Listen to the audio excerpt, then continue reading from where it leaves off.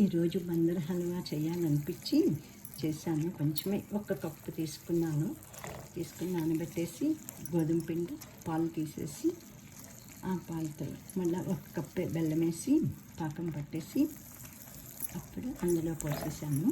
But ఉడకటం అయితే చాలా time పట్టింది. మెల్లగా సిమ్లో ఉడకాలి కదా.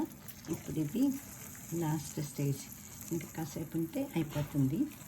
నెయ్యి అయితే బాగానే పట్టింది, అయినా కూడా ఇంకా బయటకు రాలేదు. ఇంకా కాస్త వేసి బయటకు వచ్చేలా చేసేసి ఇంకొక 5 నిమిషాలు ఉంటే అయిపోతుంది. మొత్తానికి చాలా కాలం తర్వాత ఇవాళ చేశాను. ఇప్పుడు చేశాను ఏమో అసలు గుర్తే లేదు. నేను క్యారమిల్ చేసి షుగర్ వేయలేదు, కలర్ ఏమీ వేయలేదు. సో న్యాచురల్గా ఇలాగే ఉంచుదామని చేశాను. బాగా కుదిరింది. ఇంచుమించు 50 మినిట్స్ పట్టింది.